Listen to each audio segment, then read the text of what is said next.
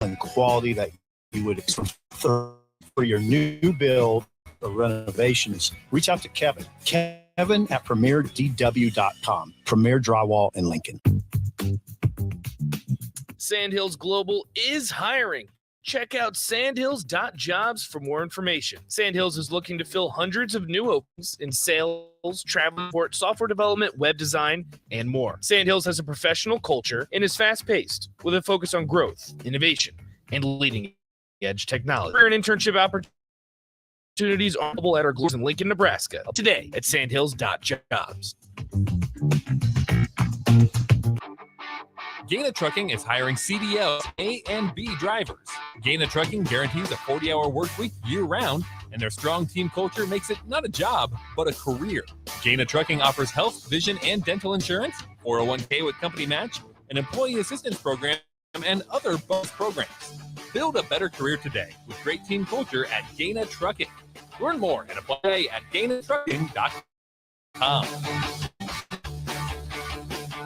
Your home is Empire. Protect it with Empire Fence. Get a free instant quote with the online estimating tool at empire-fence.com. See an upfront estimate with no hidden fees. An Empire Fence can provide privacy and improve the appearance of your home. Keep kids and pets in or out of your yard. Increase security and add value to your property. Visit empire-fence.com now to view the stylish and maintenance facilities for your home. Get an instant online quote.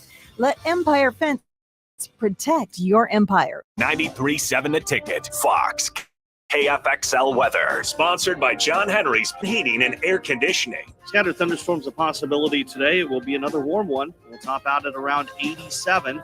South winds a little strong, gusting over 20 at times. Slight chance of thunderstorms tonight with a low of 65. More chances of thunderstorms tomorrow and remaining warm with a high of 87. I'm meteorologist Tim Wright for 93.7 The Ticket and theticketfm.com. Welcome in to the Ahman Green Show on 93.7 The Ticket and theticketfm.com. 12-year NFL veteran. He's got some speed to go with strength. Huskers and Green Bay Packers Hall of Famer. Shovel pass to Green into Vikings territory. Finally brought down. And University of Nebraska eSports coach. Green all by himself. 20, 10, touchdown. 98 yards and a Lambeau leap. Here is your host, Ahman Green. Hey, hello. What's up, Austin? Hey, G, what's good? Man, chilling. Welcome to the show, everyone watching out there in the Twitch sphere and YouTube sphere. All the spheres. Yeah, we got it all spheres. Covered. We're covered here. We're covered. So we were talking with Jay, and we talking about how, you know, in a game you got to return a favor to the opponent player that laid you out, so you got to lay them out. And my story, was it because he said Max Strong got him on the wedge, and I was actually in that game. I was probably on the sidelines. Charlie Rogers from Georgia Tech, we had drafted second round pick wide receiver. He ended up taking over kickoff return duties. I was fine at that point. And Jay doesn't remember because he's too busy getting knocked out. Right, apparently. Right. And trying to think. I say that I know that my rookie year in San Diego, we played the Chargers there, and I'm running down. And I remember early in the week, one of my teammates tells me that I got to watch out for Rodney Harrison, the all-pro safety. Eventually went to the Patriots, won a couple of Super Bowls. That he is a cheap shot artist, so he likes to, you know, hit after the whistle, hit before the whistle, just do whatever. I'm like, oh, okay, I got you. I can handle that. I said I play against players like that. I could deal with that. He said just keep your head on a swivel when you run down there as a flyer or gunner.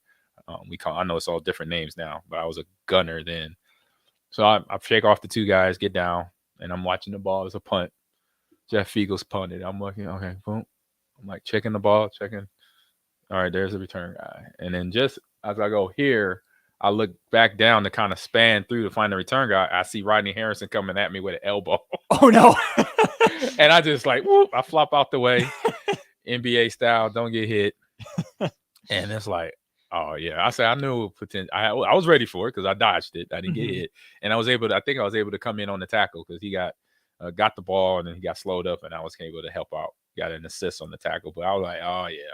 I didn't have to pay him back because he didn't hit me, but I Right. was aware enough to see him before he got to my head with his elbow. Which I So- feel like elbow to a head would hurt the elbow more than He had a pad helmet. on it though. Oh, he had arm okay, pads. okay. He had arm pads. Gotcha. So yeah, like I said, he That's why he used the elbow? exactly. Okay. Exactly. He was one of those guys you had to watch. I was like, oh, boo. You got me curious about being a gunner now, because we've always heard that's just such a thankless job. You're on the outside, just kind of sacrificing yourself against Yeah. a couple guys. I mean, you get to run down there and go fast, but talk me through the looking up to the ball and like looking back. How often are you doing that in the punt hang time? All the time. You're doing it like 2 or 3 times. Mm. A good punter like Jeff Eagles was a coughing corner punter. He was like the person who invented the coffin corner. Mhm. One of the guys, and so he could get a hang time of 4 seconds or more. That's a good hang time. And so I knew that, so I knew I could get good 3 looks before I had to focus on the ball and the return guy. So and I don't think I had any other punter after that, but it was either 2 or 3 looks. But mind you, I hadn't played a whole lot of special teams here, Lincoln. I was mostly kickoff return and I think kickoff coverage, 2 games, if that. I remember returning the ball my freshman year. It was a home game. Who was that first home? I know we had Oklahoma State. Then we went to Michigan. Then I can't remember that first home game, but I think that first home game, and maybe even my sophomore year, I did a return, but I only remember doing like 1 or 2. And and it was like, that was it. But once I got to Seattle, it was all 4 core. So kickoff return, punt return, kickoff coverage, punt coverage. And preseason was hell. I never came off the field, literally, because after you're doing your duty on special teams as a first-year player, second-year player, then you got to go right to offense or defense. So you don't come out. And the worst game of my life in terms of heat and being exhausted was my first preseason game in my life was against the Dallas Cowboys in Texas, in the old stadium on AstroTurf. Oh, it had to be like 200 degrees out there with everything on. It had to feel like it had to be over 200. And I'm saying not even through the first, maybe just past the first quarter, I am gassed. And I'm like, I got 3 quarters to go. I can't believe I'm this tired. I said, I'm not going to make it. I am not going to make it. And I got in running the ball. This is the first game. So Ricky Waters, the starter, he only plays the first quarter or first series in the first quarter, and he's done. And then now it's me and Michael Black. We're rotating. Then eventually they just said, Ahman, you take the rest of the offense. I'm like, no.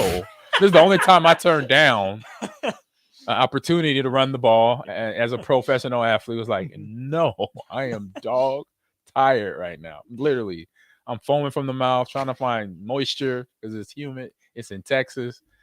And we had a series. We go 3 and out. And then so I'm lining up in the gunner. And I'm sitting there. I'm like, I'm just looking at I'm like, this ain't going to be good. I'm going to not run very fast at all.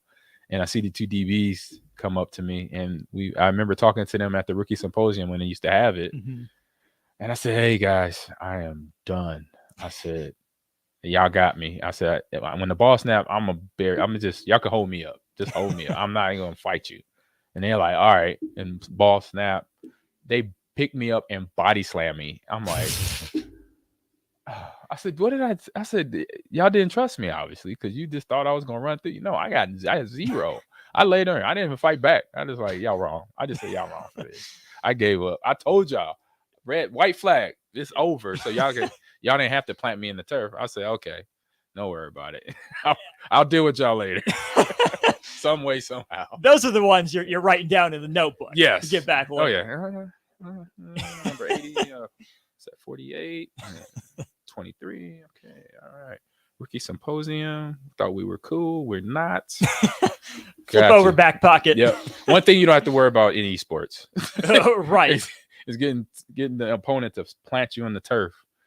Oh, how often was that you and the guy across from you, or maybe not you specifically, but your teammates and guys across from them would come to that understanding of, yeah, we're not feeling it right now. Let's put on a show, but we're cool, right? I say for me, that was probably the only moment. I say for other people that I know, players I know, like offensive linemen, that happen all the time. Offensive line? Really? Yes, between the D line and all line, because they're big guys and they get tired fast.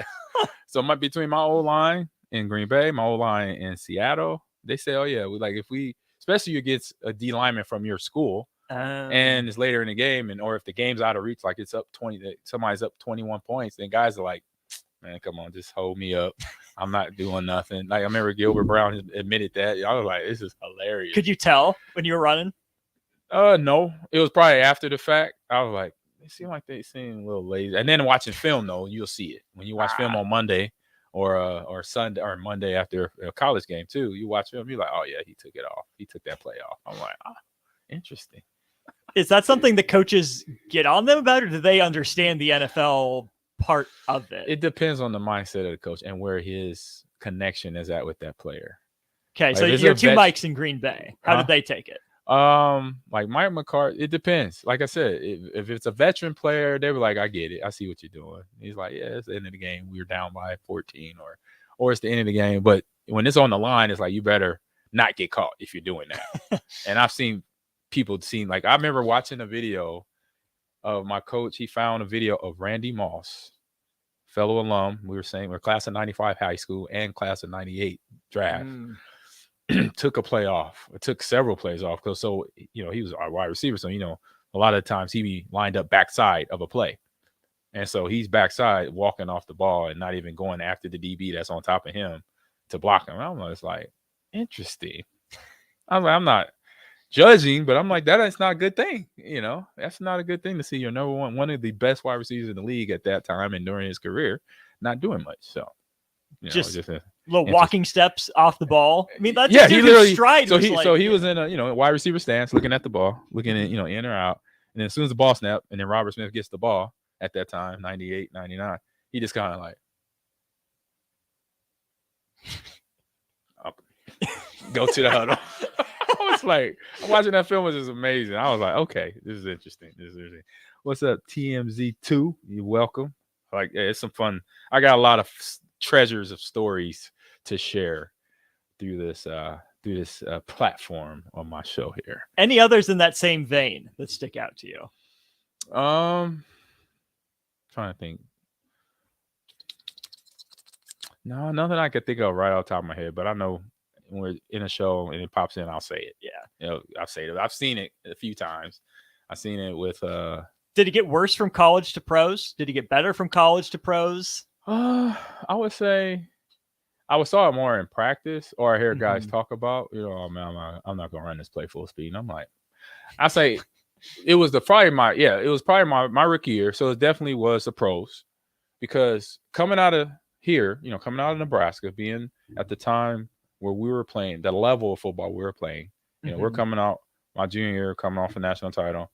We missed a year, but we only lose 2 games. Still a successful year, but not in Nebraska, right. not in our standards. No, right. Freshman year, championship. Year before they had a championship, so we have a dynasty going on. So when I get to Seattle, and just like the first couple regular season practice, like training camp was hell. Training camp at that time. No matter where you're at, what level of sports, little league, high school, college, pro, training camp is for football pure hell. But then we get out of training camp, and regular season start. And I remember my first regular season practice on Wednesday, where I came off the field and I was barely sweating. I was checking the coaches like, this is it? I mean, I'm barely, like, my jersey, my underneath shirt is barely like my armpits. That's it. I'm like, that was practice? Then it just clicked in my head. Oh, that's why they're not a good team. That's why we're we started the season off like a bull in a china shop. We went 6-0, then we finished the season 8-8. Right. And I'm like, it all starts with practice. This doesn't make sense. I'm like, how I'm not sweating in a Wednesday's practice in September in Seattle, even though it's not, it's not overly humid there, but it's still in the 70s and 80s. You should sweat. You should break a sweat. No, I was just like, and you're in the NFL. I feel like that's hard work. Yeah, I was like disappointed. I was like, I had harder practice than Lincoln. Way harder. Even in helmets. It was a helmet day. We were sweating. We were getting our work in. So here's a hypothetical. Would Tom Osborne have made a good NFL coach, or was he better suited for the college game? Oh, that's a great question, because he always was getting asked when I was before I got here, after I got here, or when I was here, and then after. I say for knowing him as a coach and how he prepared beyond him personally, yeah, I would believe he would have been okay. I said also he would definitely needed his support, like his assistant coaches, the guys like Ron Brown, Turner Gill, Milt Tenopper, Charlie McBride, Charlie Darlington, Frank Solich, all of them. They all, obviously support. They did what a coaching staff did. I know they had meetings where, Coach Osborne would have the other coaches, rate his, coaching style or rate the practice or rate the game. Did he good play calling? Was it good, choice to not take the pass interference on that one call where he declined it, stuff like that. So we have them judge him. And I thought that's a big deal because as a leader, you want to, where you stand, did you get better or you're not really, showing your quality. And he always wanted to get judged to make sure he was doing the job right. And so I respect that. And so for him at the NFL, you would wishful thinking and hopeful thinking, you'd be like, yes, you hope he could do it. But it's the NFL. It was, as I say it was the real world because then some of the, I say the coat, the curtain was pulled over. Yeah. You kind of saw behind the curtain, like, oh, this is really how it goes down. Like, I have better stuff in Lincoln, or I've been in harder practices in Lincoln or at Central High School that I can remember. Like, this is the league. I'm like, oh, okay. A little disappointed. Would he have been able to run the option, or would the NFL have made him switch that? I don't think he would have listened. Like I would, if Coach Osborne had been Coach Osborne, he would have not listened, and he could have ran it. We would have ran it in the NFL with, obviously a little bit smarter, better, a little tall, stronger athletes. I always said to myself, even my rookie, I'm like, if somebody ever figures out that you can run the offense or option offense at the pro level, it's going to be problems. And now we see that today. It started with Colin Kaepernick. Right. when John Harbaugh or Jim Harbaugh, John. Okay. No, it would have been Jim. You're right. Yeah, Jim. Yeah. Jim. When he started with the 49ers, when Alex Smith went down, and Colin Kaepernick started doing his thing, and then Lamar Jackson, Russell Wilson, Robert Griffin III, and now we got Justin Fields. We got somebody that's not as fast as all of those guys I just mentioned, but just as crafty, Pat Mahomes, and he could throw the ball like an assassin. Every target he hits, every ball he throws, he's hitting the target. And so the option offense was downgraded because a lot of NFL coaches were trying to implement the pass game and implement what they thought the NFL was. So he would have went obviously against the current. And I saw him as always doing that because he would do it a way that worked for his team, his roster of players. And that's what we did. Because the only other teams outside of us in the mid 90s, because even Oklahoma was pulling away from the option offense by the time I got here. Because in the late 80s, that was why we were rivalries, because we both had great option offenses and fantastic defenses. And having that recipe of athlete and recipe of schemes, offensively, defensively, that's what made us Oklahoma and Nebraska successful in the rivalry. And that could have been replicated in the NFL real easy. It just, what I saw among coaches between my young years and even when I got to Green Bay, I was just like, you saw the bias among coaches in the NFL. Like, because a lot of coaches and even some of the scouts said, that's why you went so late in the draft. Because you're a system running back. And I'm like, explain a system running back. Like I know what it was. I was just asking that coach, like, explain to me what a system running. He's like, well, it's a guy. I'm like, man, I know what a system running back is. I'm like, but why is that a problem when I'm picking up yardage? My yards per carry was over 4 yards. Don't you want that in the backfield? You don't look at what offense I ran. It's your job to teach me as a coach to read defenses and then get adjusted to the pass game. That's your job as a coach. So, yes, I didn't run it a whole lot in college because we ran the ball 95% of the time because we were up by 50 points before halftime. And you were good at it. And we were very good at it. We perfected it. Yeah. That's what Coach Osborne, Tommy, and I, and Lawrence, and Turner, and Coach Frank Solich, that's what we perfected was the option offense. And that's what a lot of teams in NFL, they perfected the pass game. But you got to remember, being physical is a part of football. And I think that's where Jim Harbaugh, His brother John in Baltimore, same thing. Who else is tennis? Mike Vrabel in Tennessee with Derrick Henry and Tannehill. They are using a part of the game that I've said this a few times on my podcast, that a lot of people forget. Physicality is a part of football. Yeah, we see the finesse with the pass games, 5 wides, and you got guys like Tyreek Hill and DeAndre Hopkins, who's in the news because he might be up for jumping on a new roster somewhere.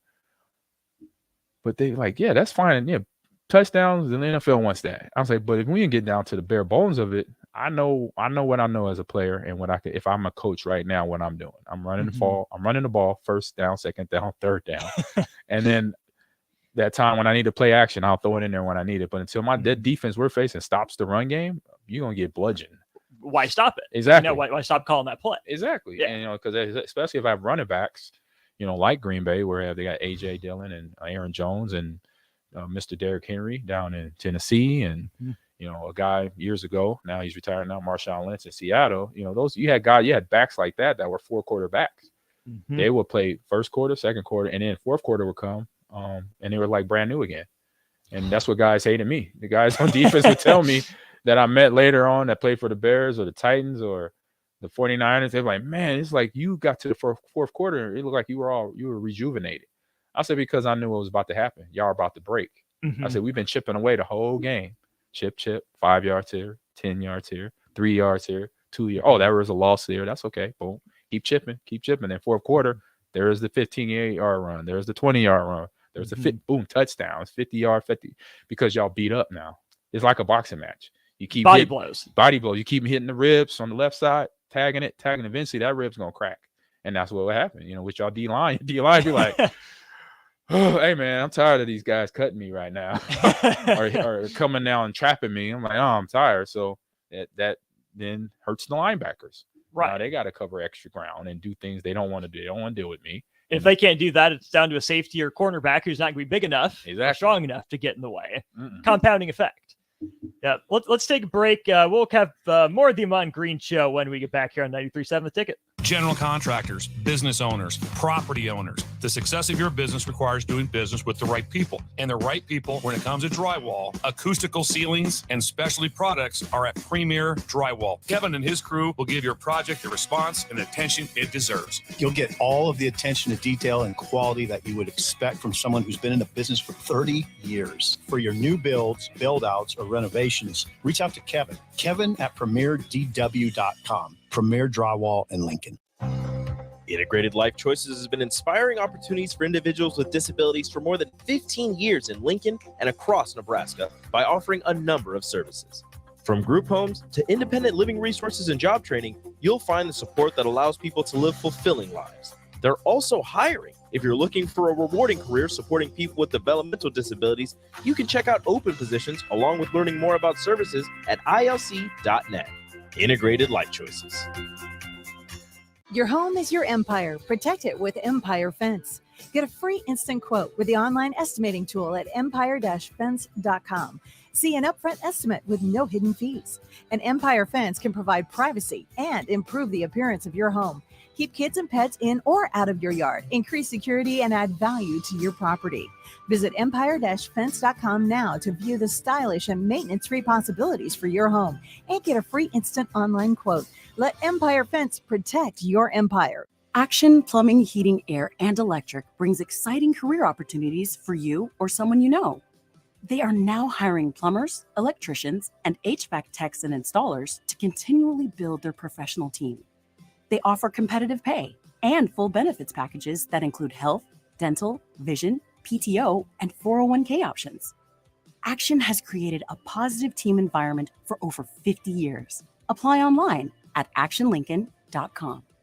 This is Bud Seinhorst, President and CEO of LIBA, the Lincoln Independent Business Association. Join us every Saturday from 9 to 10 a.m. on 93.7 The Ticket for the LIBA Business Hour, as we discuss local business and highlight those who are thriving in the Lincoln area. It's the LIBA Business Hour, Saturdays from 9 to 10 a.m. on 93.7 The Ticket and theticketfm.com.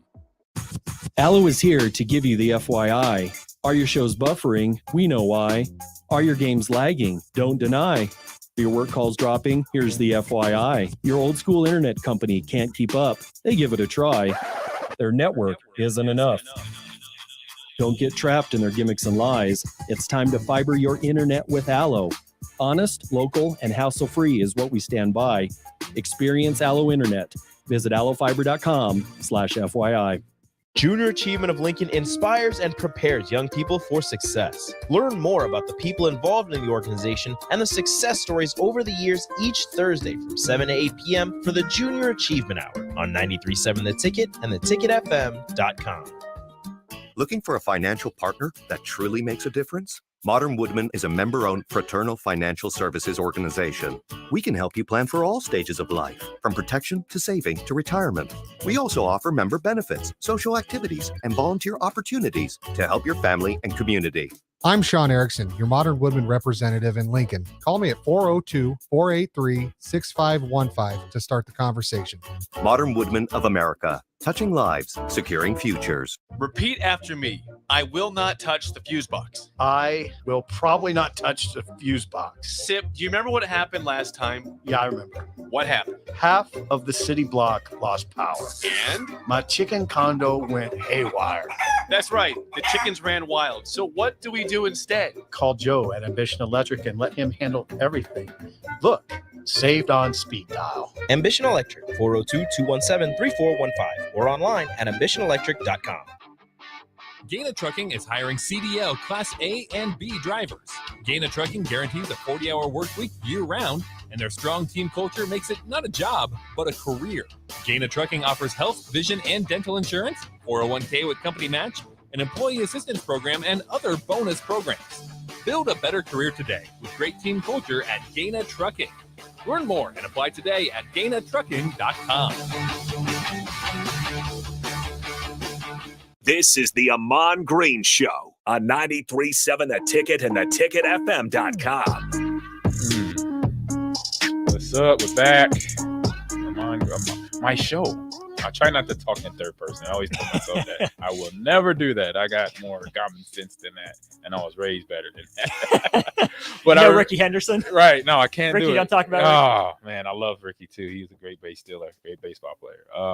But, yeah, my story, I'm coming off a Jay show when where he had to basically pay somebody back because they got him, in a good hit. And so for me, it was the game after 9/11 where everything went back to was trying to go back to normal, where they started all professional sports back, and our game was the first Monday night game to be on, and we played against then Washington, you know who, I will not say that word, or Commanders today. Mm-hmm. And mid game, and we're handling, we got this game in control. Like we're up, I think we win the game 35-10 or something like that, and we're at a point where we're like it's like 28-3 or something like that. Third quarter, game's pretty much over. So we score one more two times, which we do. We score one more time, game's over.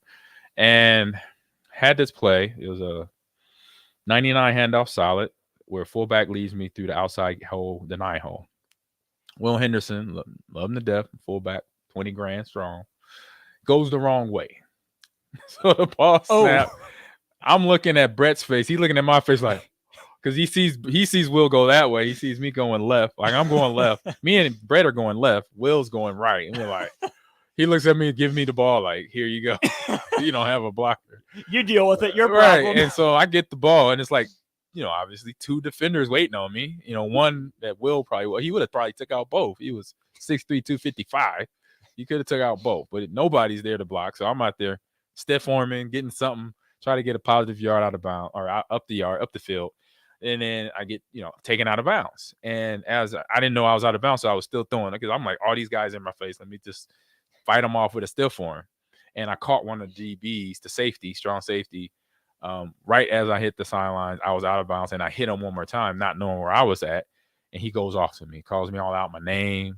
I'm like, got you.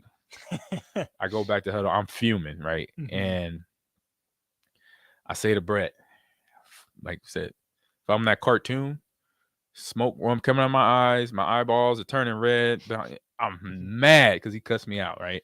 And I'm like, Brett, I don't care what Coach Sherman calls in right now. Give me the bleep, bleep, beep ball right now.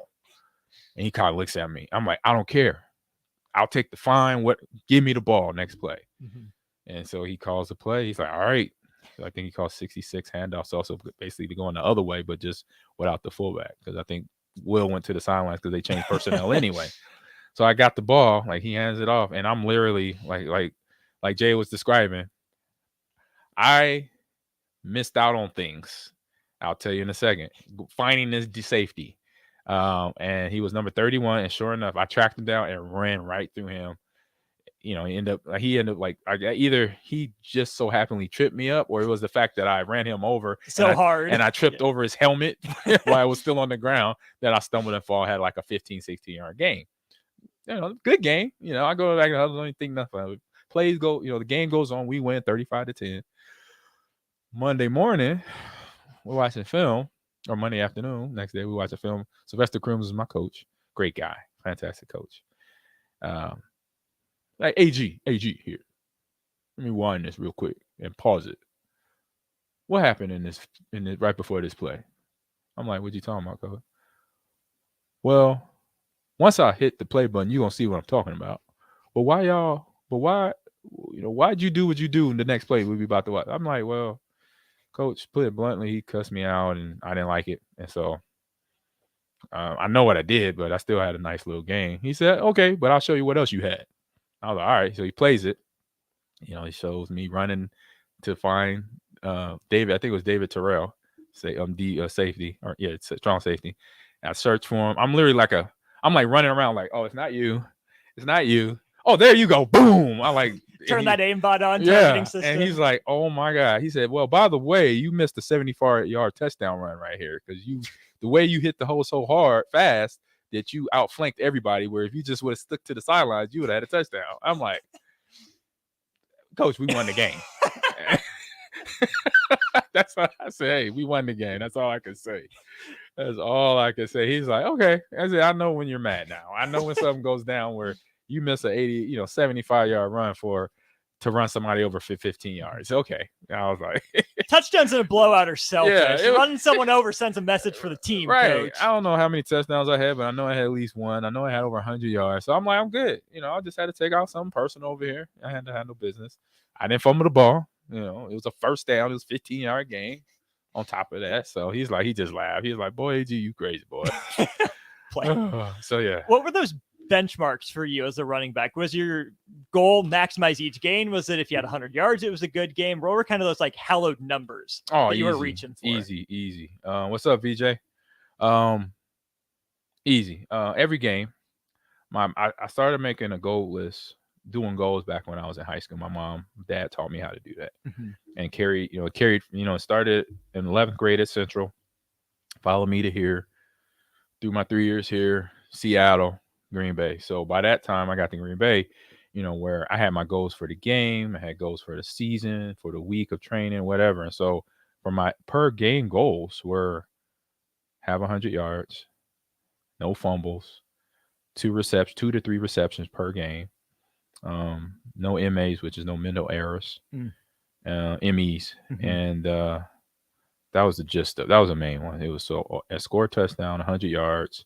Because I knew it was a stat that Mike Sherman and one of his coaches told, previewed it to the whole team in like one of our meetings, said that if an offensive team that has the quality of players that we had, myself and Brett, we score a touchdown on the ground, we score 2 touchdowns in the air, our chances to win is 90% or 89%. So I'm like, okay, I took that as, okay, that's what I'll set my goal as.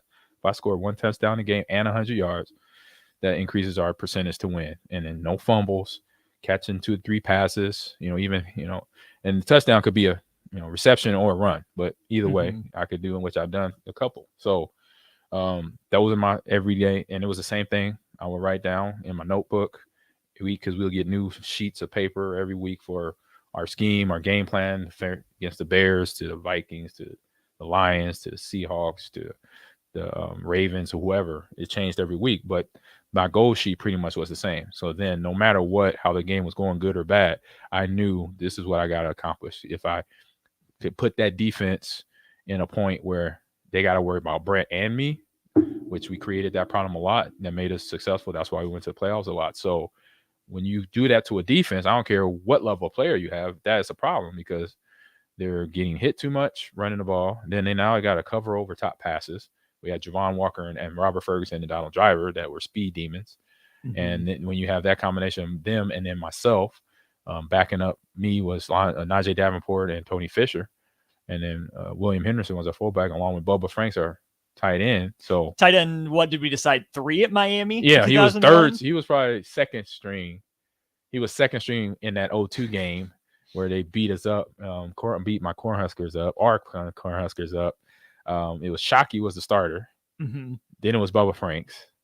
And then it was Winslow. Well, Kellen Winslow Jr. Yes. I was like, when Bubba got to Green Bay in 2000, I was just like, that is – well, actually, he was there in 2000, but he was still – they were all there together. And I'm like, you got Jeremy Shockey, you and Kellen Winslow Jr.? Najee Davenport was on that team, too. Yeah, he was – and Najee Davenport, yeah. I was just like, this is redunculous of the athlete of speed and this, oh, my goodness, this is not good for the other team. Straight up. We talk about, could the best college teams hang with the worst NFL teams? I think that's a silly conversation to have unless you're talking about some of your teams that put basically both starting 11s in the league. Yeah. Or that Miami team that went too deep. Yeah.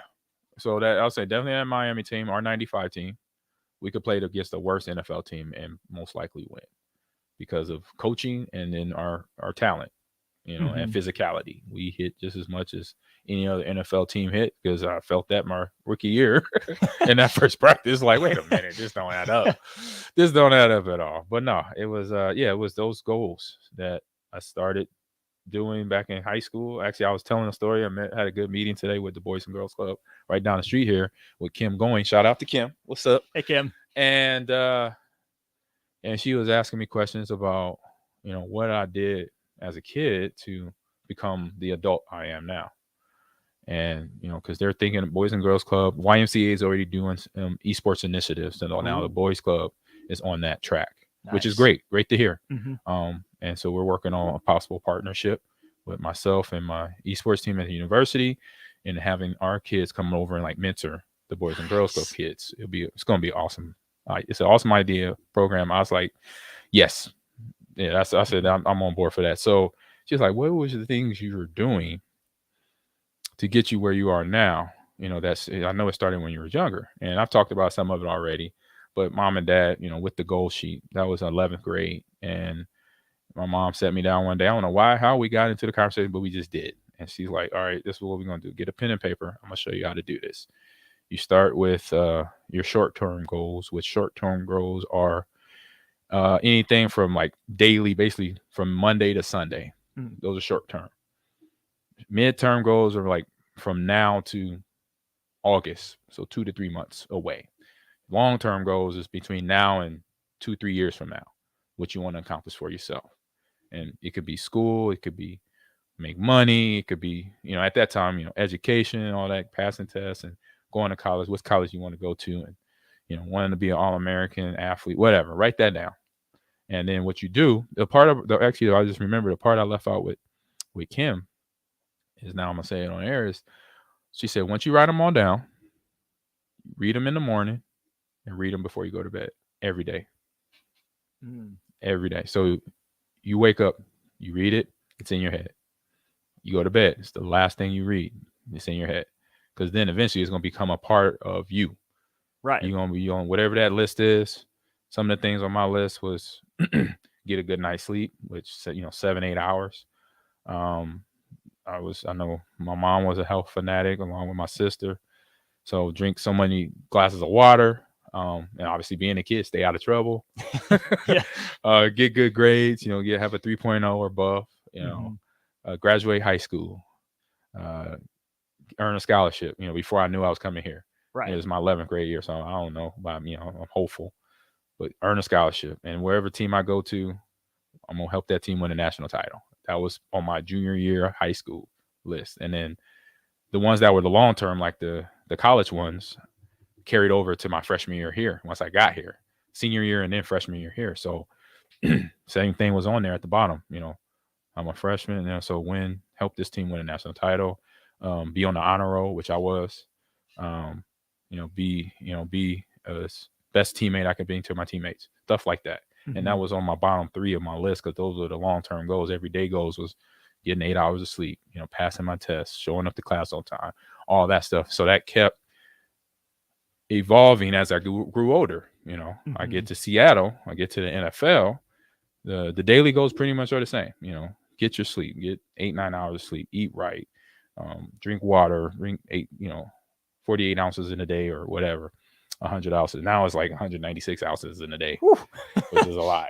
That's my monthly intake. Right. I don't drink enough water. It's a problem. I said, well, as active, me, I hit the weight room every morning, so I'm burning off, so you got to replace that. So, but yeah, you got to hit. I say if on the average, you probably want, on the average, a good number, say 60 ounces of water, or 60 ounces between water and H3O, which is in fruit. Okay.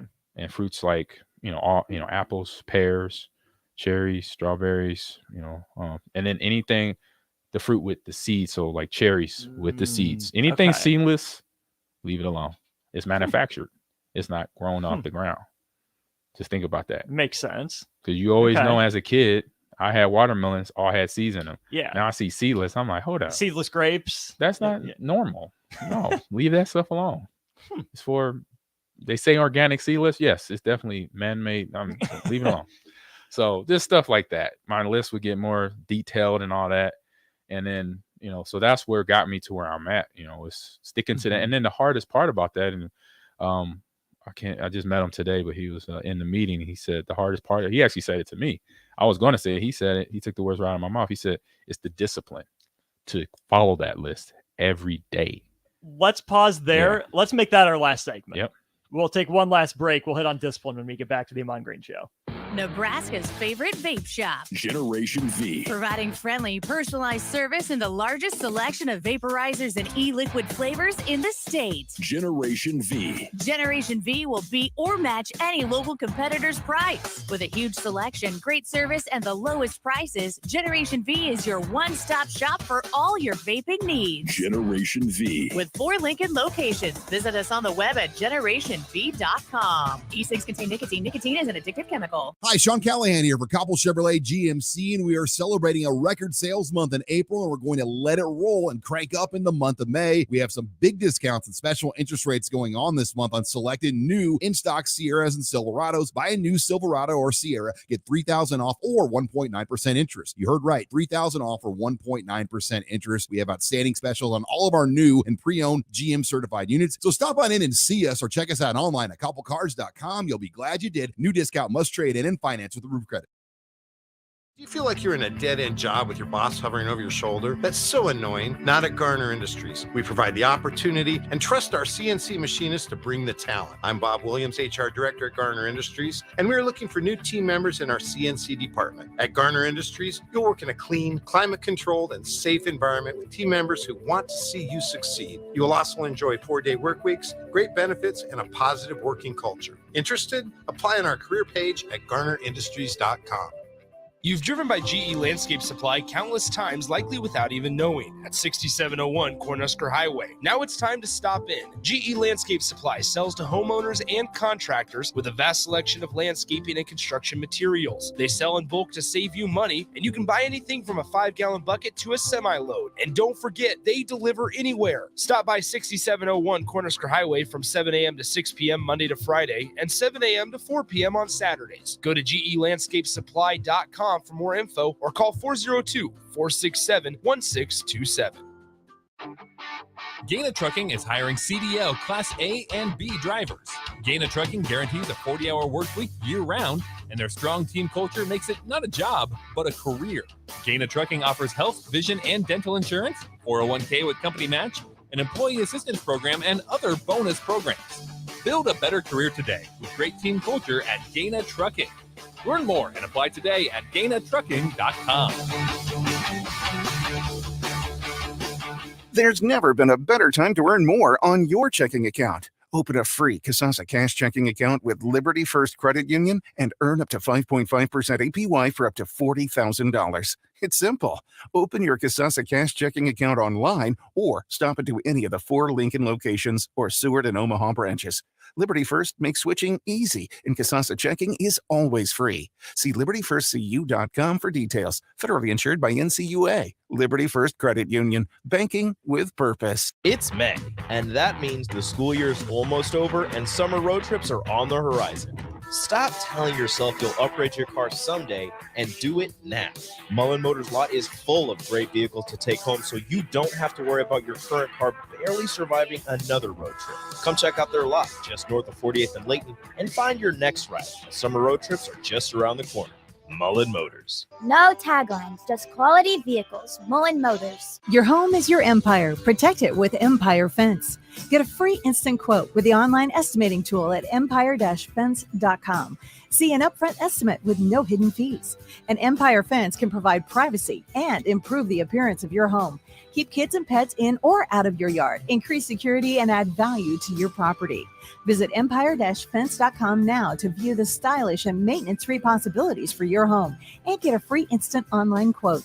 Let Empire Fence protect your empire. Working at Continental in Lincoln isn't a job, it's a career. And right now they've raised wages again and they're hiring for production operators at $24.11 per hour, which grows to $28.27 per hour within 3 years. Skilled trade positions now start at $32.76 per hour with opportunities to make more based on certifications. Continental also has salary jobs available and great benefits, plus medical and prescription costs at very low premiums. Dental, vision, and life insurance are offered at no premium cost to the associates, with increased bonuses and vacation for new hires. To learn more or to apply, go to continental-jobs.com with keyword Lincoln. Come work at Continental today. This is Bud Seinhorst, President and CEO of LIBA, the Lincoln Independent Business Association. Join us every Saturday from 9 to 10 a.m. on 93.7 The Ticket for the LIBA Business Hour, as we discuss local business and highlight those who are thriving in the Lincoln area. It's the LIBA Business Hour, Saturdays from 9 to 10 a.m. on 93.7 The Ticket and theticketfm.com. Happy Hour. Nebraska is 2-7 against quad 1 opponents. They were 11-8 against quadrant 3 opponents. In quadrant 4, they were 14-6. I think 14-6 is pretty good, but not when you're 2-7 in quad 1 against quad 1 and you're 6-2 against quad 2. I did pull up Vanderbilt's, and just looking at sheer opportunity, Vanderbilt plays 35 games against simply quad 1 opponents. Weekdays from 1 to 2 on 93.7 The Ticket and theticketfm.com. This is the Ahman Green Show on 93.7 The Ticket and theticketfm.com.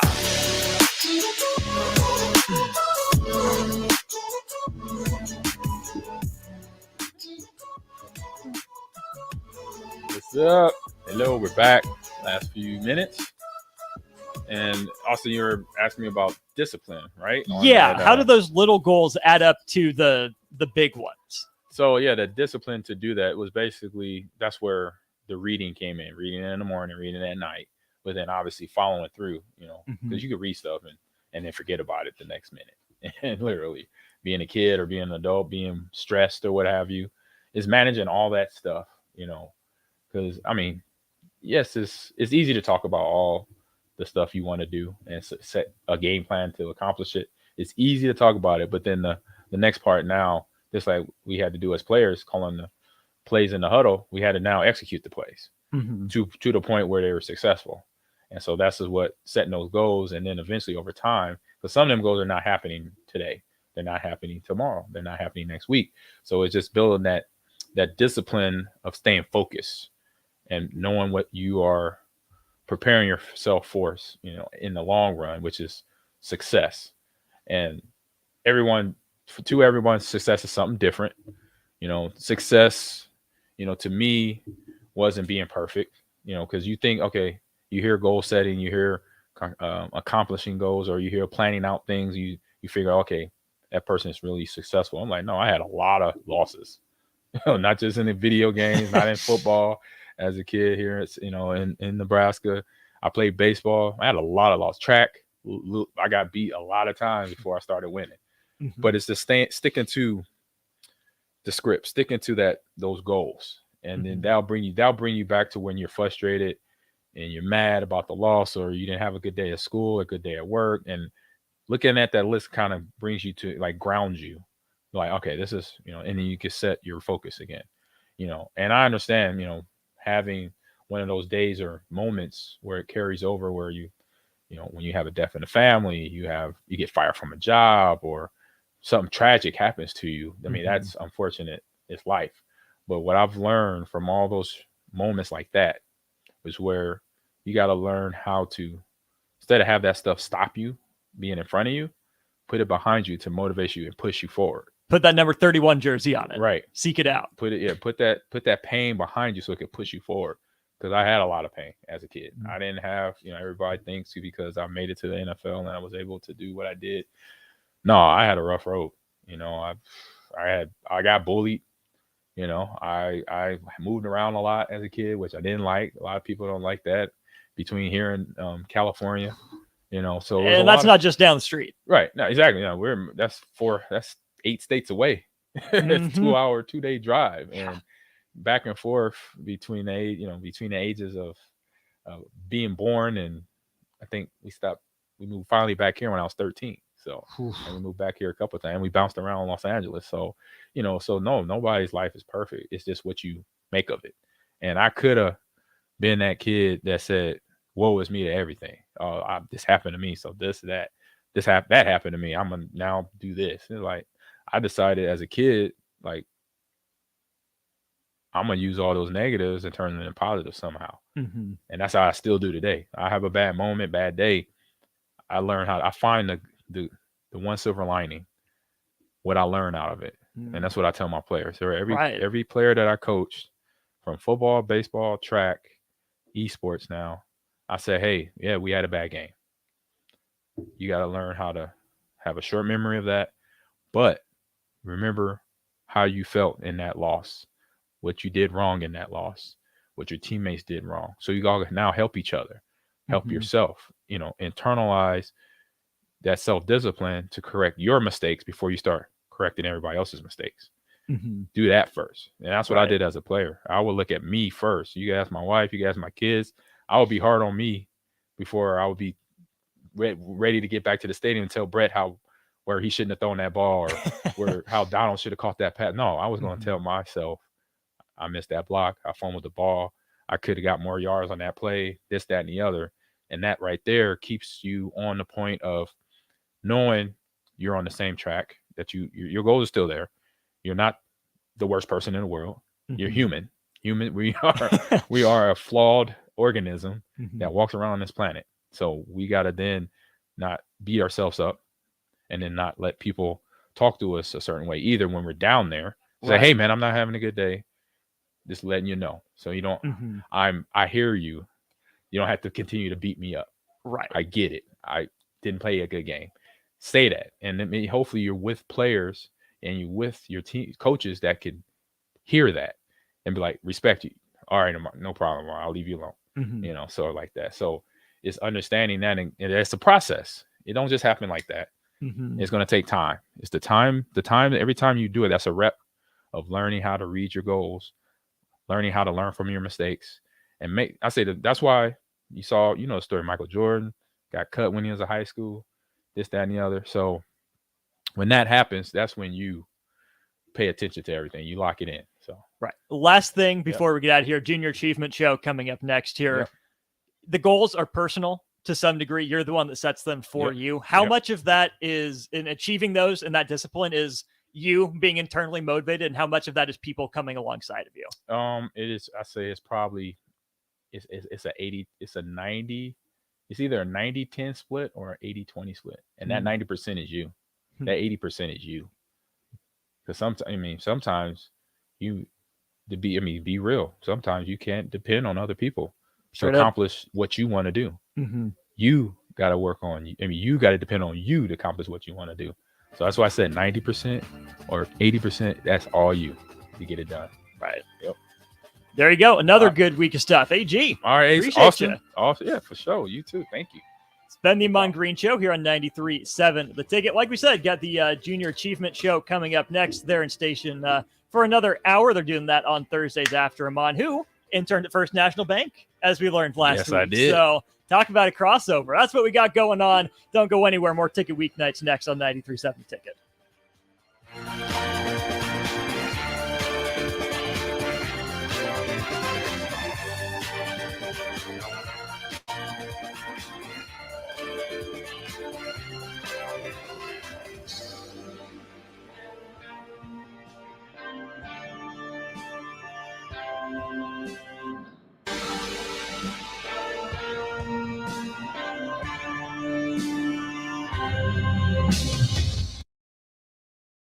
Working at Continental in Lincoln isn't a job, it's a career. And right now they've raised wages again and they're hiring for production operators at $24.11 per hour, which grows to $28.27 per hour within 3 years. Skilled trade positions now start at $32.76 per hour with opportunities to make more based on certifications. Continental also has salaried jobs available and great benefits, plus medical and prescription costs at very low premiums. Dental, vision, and life insurance are offered at no premium cost to the associates, with increased bonuses and vacation for new hires. To learn more or to apply, go to continental-jobs.com with keyword Lincoln. Come work at Continental today. Hi, Sean Callahan here for Cobble Chevrolet GMC, and we are celebrating a record sales month in April, and we're going to let it roll and crank up in the month of May. We have some big discounts and special interest rates going on this month on selected new in-stock Sierras and Silverados. Buy a new Silverado or Sierra, get $3,000 off or 1.9% interest. You heard right, $3,000 off or 1.9% interest. We have outstanding specials on all of our new and pre-owned GM certified units. So stop on in and see us or check us out online at cobblecars.com. You'll be glad you did. New discount, must trade in and finance with the roof credit. If you're interested in installing solar panels in Nebraska, there's a name you need to know. Solar by Alpine Electric is based out of Lincoln, and you can be sure your project will be handled with care and detail because Rick, the owner of Solar by Alpine Electric, will be involved in the entire process from start to finish. We're an REC Solar Certified Pro installer and handle jobs in Lincoln and the surrounding area. Let us show you real-time results in your area. Call Rick today at 402-440-4371. Solar by Alpine Electric.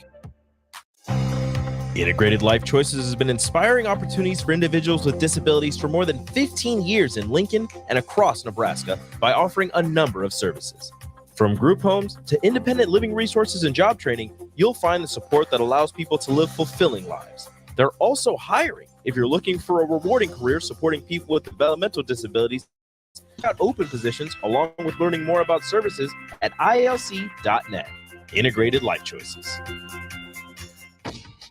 Join us on Tuesday, June 6th at Buffalo Wings and Rings at 40th and Old Cheney for Customer Appreciation Day. Enjoy 59-cent wings and your at 6 p.m. Customer Appreciation Day on Tuesday, Buffalo Wings and Rings. America's been around since 1776. That's nothing. America's still just learning how to party. The Irish? The Irish